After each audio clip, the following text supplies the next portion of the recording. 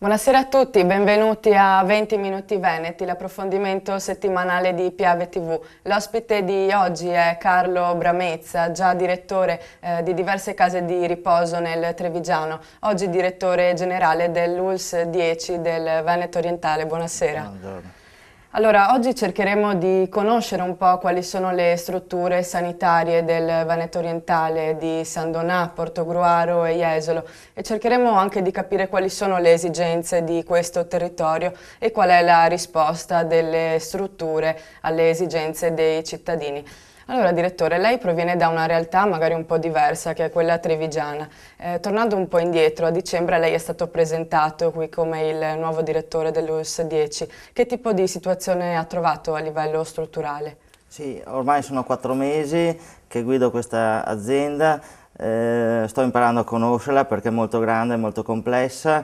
Ho girato tanto i primi giorni, mi sono reso conto delle varie realtà di cui è composta l'azienda, i vari presidi ospedalieri, le varie strutture che noi abbiamo sul territorio, le case di riposo, i CEUD, c'è tantissimo volontariato. Mi sto rendendo conto di guidare un'azienda, un territorio ricco di volontariato, di solidarietà, è un'azienda molto importante con grandi potenzialità. Ho trovato un'azienda forse un po' addormentata, la stiamo facendo ripartire alla grande perché dobbiamo essere pronti per le nuove importanti sfide che questa azienda dovrà affrontare in vista anche della riorganizzazione che è in atto prevista dal nuovo piano sociosanitario. Ecco, qual è la prima cosa che lei ha fatto quando è arrivato qui? Lei è stato conosciuto all'inizio per aver venduto l'auto blu.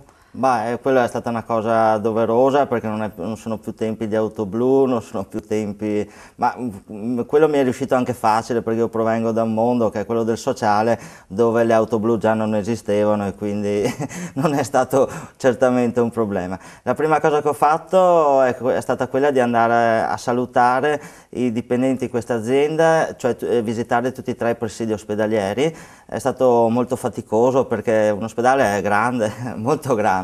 Abbiamo visitato tutti i reparti con il direttore sanitario e la direzione che c'era precedentemente, sono stato accolto molto bene, ho visto tanti sorrisi, ho visto una realtà molto complessa che devo dire la verità che il riscontro è stato molto positivo.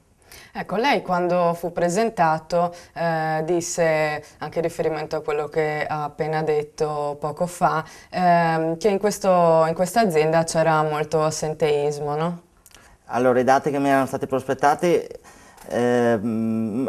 riguardano non tanto l'assenteismo come il numero di assenze del personale dipendente, assenteismo nel senso di un'azienda che, come ripeto prima, era un po' addormentata, con grandi potenzialità invece, e compito mio come direttore generale e di tutta la direzione strategica dei miei collaboratori è quello invece di rinvigorire, ridare forza e stare assieme a tutto il personale che lavora all'interno dell'azienda per una produttività migliore. E questo passerà necessariamente per una riorganizzazione non solo dei presidi ospedalieri ma anche del territorio. Io mi sono reso conto girando in questa azienda che noi nel territorio abbiamo troppe sedi distaccate in cui noi diamo apparentemente molti servizi ma che in realtà io credo che se fossero concentrati in meno sedi i servizi sarebbero molto più all'altezza delle esigenze dei nostri cittadini. Quindi ci sarà una bella riorganizzazione in questo senso? Certo, il nuovo piano sociosanitario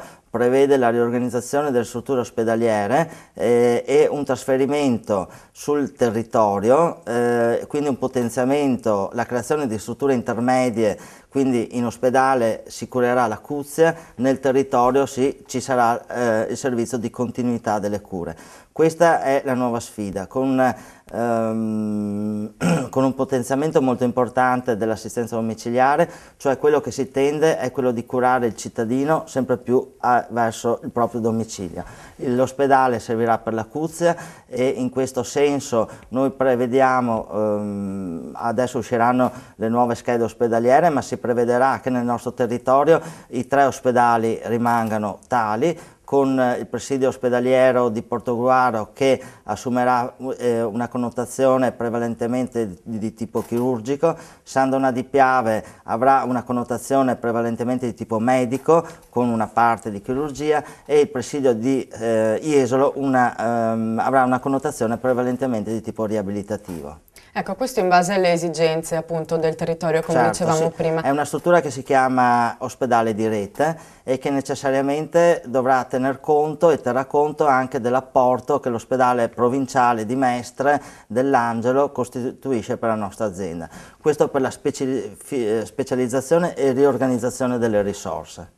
Ecco, in quale si possono sintetizzare le esigenze particolarmente per quanto riguarda questo territorio qui? Allora, questo territorio come presidio ospedalieri, ripeto, questo sarà il futuro che verrà sancito appena usciranno quelle schede ospedaliere, ma molto importante sarà lavorare sul territorio.